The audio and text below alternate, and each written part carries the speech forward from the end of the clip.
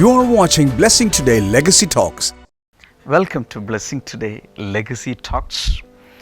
I hope the past episodes of Legacy Talks were a blessing to you, especially the ones from Dr. P G Vargis. Today, Dr. P G Vargis is back with us to talk another important leadership principle or leadership lesson. Let's hear from him. Welcome back, Uncle, to Legacy Talks. You promised us that you'd be speaking on time management of leaders. Would you just address the crowd and just speak to them how a leader should manage his time wisely? Some of the Christian leaders asked me a question. Vargis, you are a busy person. I'm writing books. I'm writing editorial for my magazine. I attend the telephone every day for 2 hours, 6 to 8 p.m. And I talk and pray for people.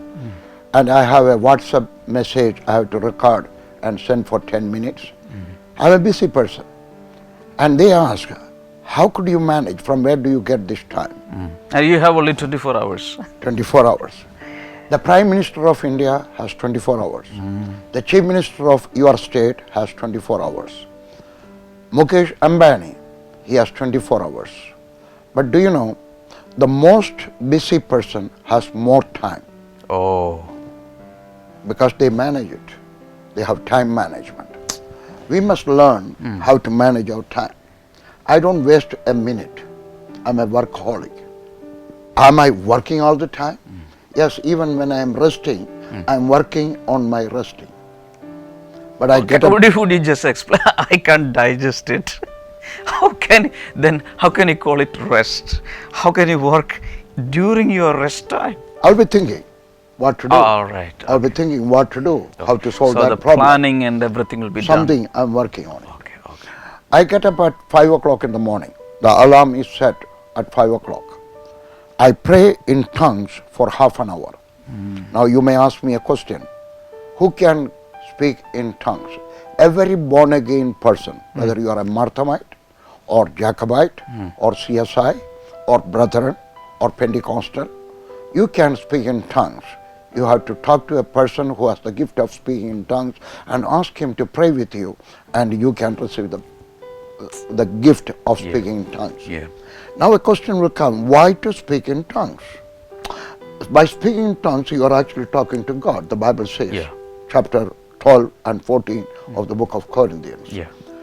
And when you are praying to God, you are talking the mysteries of God. Number two, you are bringing edification. That's right. And so I speak in tongues for half an hour. I get up and pray in tongues for half an hour. I pray for people. I go for my walk. I come back. I make a cup of chai and give it to my wife, and I will enjoy me too. You cook. I cook it. I make a chai for my wife. Okay. And I'm a workaholic till 8:30. I work up to 8:30, from 5 to 8:30. 3 hours. Then I take my dinner. Then I go to bed. I'll wait for my wife to come. We will hold our hands together and pray. Okay. But in this time, from 8:30 in the morning, breakfast and after 8:30 I start to work. Okay. From 8:30 to I got it. morning, From 8:30 you work up to 8:30. Okay. And then I work. I know what to work. So most of the people, they waste time. They don't work. They don't plan everything. So I plan ahead. So planning is very important. Very important. Oh. So I will divide my time to handle those matters which I must handle on that day. Oh. We have a saying in Malayalam, what you have to do tomorrow, do it today. Don't postpone it for tomorrow. Okay. There are certain things that you must do tomorrow, but that is not it. Don't postpone anything. What you want to do, just like, I have to set the books in order. I will do it tomorrow. Don't postpone it for tomorrow. It will go on like that, tomorrow. Somebody said, I'm going to diet from tomorrow. It never happens. So number two, what you want to do tomorrow, do it today. And what you want to do it today, do it now. Oh. Now. No. Don't say, after some time. Okay. If you say Do it after now. some time, then you will say tomorrow. So take time to, and if you are a servant of God, this is actually for leaders. Yeah. You know, take time to study the Bible. How much time you want to study the Bible, and how much time you want to pray, and how much time you want to give to your family, and how much time you want to give for yourself to enjoy. Enjoy means walk or exercise, or even hearing a few jokes. Yeah. I'm a person who likes to say jokes, and I laugh. I laugh at myself. And so plan everything. And finally, what you want to read. Okay. You are what you read. You know, there's a saying like that. You are what you eat. Yeah. You are what you talk. So putting all this together, I must know what are the books I must read. Now take my advice.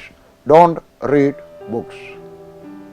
Read only good books. Because in the market there are so many books. Some titles may be very attractive, but look at the contents. Something must edify you. Something must take you closer to God. Your relationship must be renewed. So we Deeper have to life. be very selective. Very selective, very selective. I get 3 or 4 devotional messages every day. Through By social email. media? By email, By and email. also WhatsApp. Oh, okay. Some are audible, email is I can read it, and I hear them. I go for a walk every day for 15 minutes because I do not want my central province to come out, Madhya Pradesh to come out. So I go for a walk, and when I walk, I put a earphone and I have messages on my mobile phone. So that 15 minutes also is wisely utilized. 50. 5 not 1 5. 50 minutes. Around 1 hour. 1 hour. Oh. And I can hear a message, a good message, just like from Pastor Damien or somebody else. I hear it. And that will edify me. Then I know what I must read. Audio message, also email message. I get a daily 2 messages by email. Okay. One from America, very good message, very short. And another also from India. Okay. And I read them. So time management, it is all time set. What time at 7 o'clock, what I am going to do. 8 o'clock, what I am going to do. 8:30, my breakfast. 9 o'clock, I'll be on my table. Okay. I don't have a table. My chair is my table. I have a plank on my chair. Okay. That is my working workshop. And I will have my Bibles and I'll be ready. So time, if you will allow time, I don't attend telephones at that time. My telephone also time. My family, if they are calling, of course I will attend. Okay. Otherwise, my time is from 6 to 8 p.m. In the evening. To attend the telephone calls from other people, my friends or supporters or it may be. So if we will allow time properly, thinking what I should do, whom should I meet, how much time I'm going to spend with each person, then we will have more time. More time.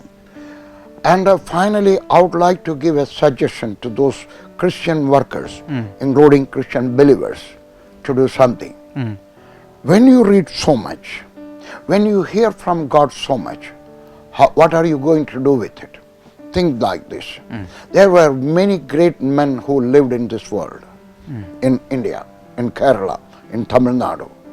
But once they are dead, their stories are gone. Who knows the stories, the life stories, the struggles of somebody related to you? A Marthamite pastor, or a Pentecostal pastor, or an evangelist. They are buried and their stories are also buried. So I will suggest, what you will learn from God, write. Plan to write a book, time management. Plan to write a book. Recently a man came to me and he asked me, he would like to write a book. How to do it? Because he has written 4 or 5 books. Just to finish the 20%, 30%, 40%, then it is gone. He started another book. Writing a book is not very tough. Writing the first book is tough. Second book is more tougher. The third book is difficult. Fourth book is easy. I say this because I have written 62 books. My education is not very much, but I learned how to write. The first book was difficult, Key to Miracles. But once I finished it, it became a bestseller. So, don't waste your experiences. Can I tell you something? Many years back, you were in US for ministry. I was also there.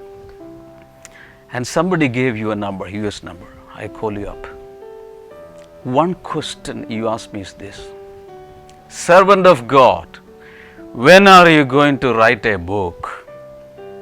So, in those days, I had written the framework of many books.